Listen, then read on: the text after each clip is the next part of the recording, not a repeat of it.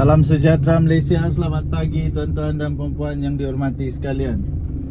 Sangat gembira hari ini kita dapat hantar anak pergi sekolah kan.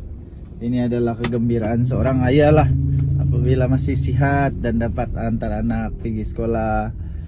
Okey, tuan-tuan dan puan-puan yang dihormati sekalian, ramai orang sekarang ini tengah sibuk cakap isu Rafizi lah kan, isu PKR, isu Pakatan Harapan. Tapi ramai juga yang hanya bercakap tapi sebenarnya dorang tidak tahu apa sebenarnya impak, apa sebenarnya kesan Rafizi punya isu dengan politik negara Malaysia, terutamanya kepada pembangkang. Jadi inilah saya mau kongsi pada hari ini ulasan secara profesional dan mendalam tentang impak pengunduran Rafizi terhadap pihak pembangkang, terutamanya Perikatan Nasional dan lain-lain blok yang disebut anti kerajaan. Tapi sebelum itu saya ingin berkongsi satu produk. Saya sisipkan gambarnya di sini. Transofactor daripada For Life Research Malaysia Sdn Bhd. Transofactor ini adalah produk saintis. Ingat tuan-tuan dan puan-puan, ini bukan ubat. Ini bukan ubat, bukan herba, bukan hanya suplemen. Ini adalah produk saintis, boleh meningkatkan sehingga 437% imun badan kita untuk melawan penyakit. Jadi yang menyembuhkan penyakit adalah imun badan, bukan transofactor, bukan ubat hospital, bukan itu yang menyembuhkan badan. Tetapi yang menyembuhkan badan adalah imun badan kita sendiri. Jadi yang ada masalah 3 serangkai kencing manis, buah pinggang, kanser, katarak, apalagi sakit pinggang, lemah tenaga batin, apa saja penyakit yang disebabkan oleh imun badan yang lemah, wajib untuk meningkatkan imun anda. Jadi Transofactor ini boleh meningkatkan imun badan sehingga 437 kali ganda kekuatan. Inilah harapan kita terakhir untuk meningkatkan imun badan, dan dengan kuasa dan izin daripada Tuhan kita berusahalah untuk dapat sembuhkan. Mahal tahu untuk sihat. Baik tuan-tuan dan puan-puan, kalau kamu berminat, kamu hubungi nombor yang tertera.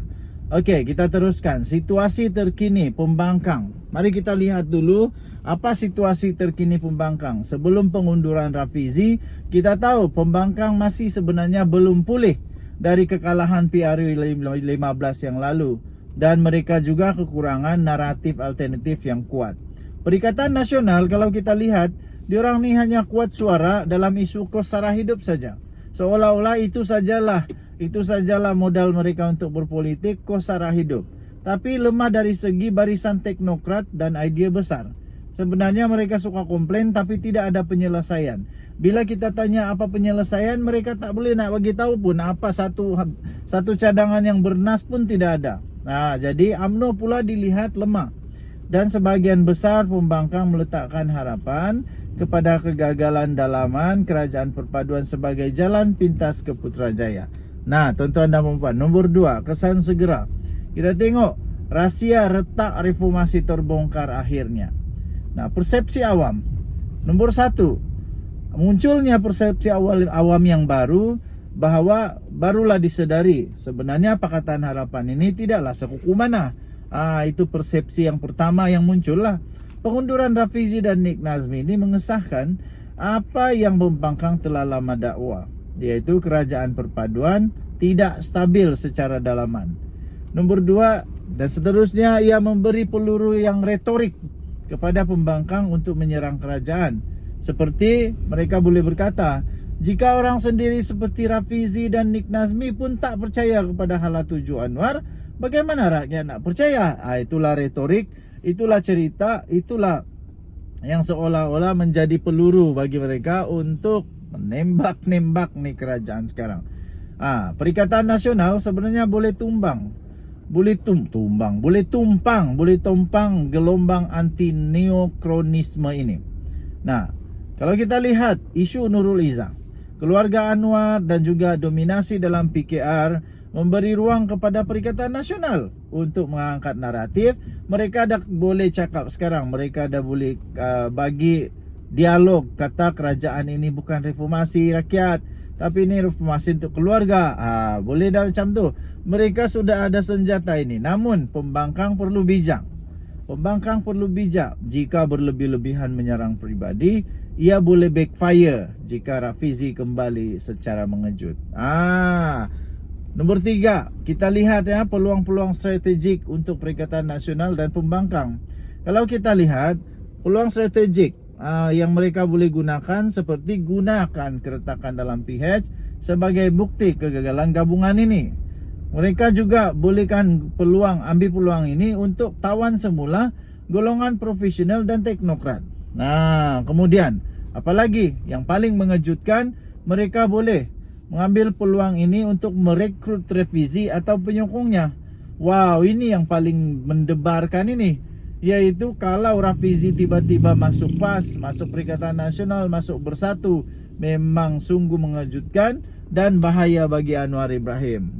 Contoh peluang yang saya berikan, jika Rafizi tidak bersama dalam Pakatan Harapan dalam PRU 16 nanti dan bertanding atas tiket bebas atau NGO, pengundi progresif mungkin akan tolak Pakatan Harapan, lalu memberi kelebihan kepada pembangkang di kerusi marginal. Ini yang bikin terkejut kan. Seterusnya, kelemahan pembangkang dalam mengambil peluang. Walaupun pembangkang sebenarnya mendapat ammunition atau imunisi politik, mereka masih ada kelemahan. Nombor 1, mereka tiada pengganti Rafizi dalam pembangkang. Tiada tokoh yang sebanding dari segi teknikal, ekonomi, integriti atau idealisme. Nombor 2, isu dalaman Perikatan Nasional sendiri iaitu PAS Bersatu. Masing-masing masih berdepan dengan konflik kepimpinan dan tiada dasar jangka panjang diorang. Cakap je lebih. Jadi ada risiko. Risikonya pembangkang dilihat hanya pandai menangguk air keruh, tapi gagal pula memberi tawaran sebenar kepada rakyat. Ini masalah dia. Sebagai kesimpulan yang saya nak berikan kepada tuan-tuan dan puan-puan, ini Rafizi ialah peluang emas yang berisiko tinggi. Pengunduran Rafizi membuka ruang peluang emas buat pembangkang. Bukan kerana mereka kuat, tapi kerana kerajaan nampaknya sedang menampakkan keretakan. Namun, untuk memanfaatkan peluang ini, Perikatan Nasional dan pembangkang perlu tampil lebih matang, tidak hanya menyerang, tapi menyediakan alternatif dasar yang realistik, bukan tukang komplain je. Mereka perlu untuk menarik pengundi yang kecewa dalam Pakatan Harapan, khususnya kelas menengah, teknokrat dan aktivis reformasi lama. Jika gagal, peluang ini hanya akan jadi isu yang bermusim, yang akan hilang ditelan skandal lain yang lebih besar nanti. Apa pendapat anda, tuan-tuan dan puan-puan? Tinggalkan komen anda. Denyut nadi suara rakyat bergema di channel ini. Kita jumpa lagi, bye-bye. Selamat pagi Malaysia, bye-bye.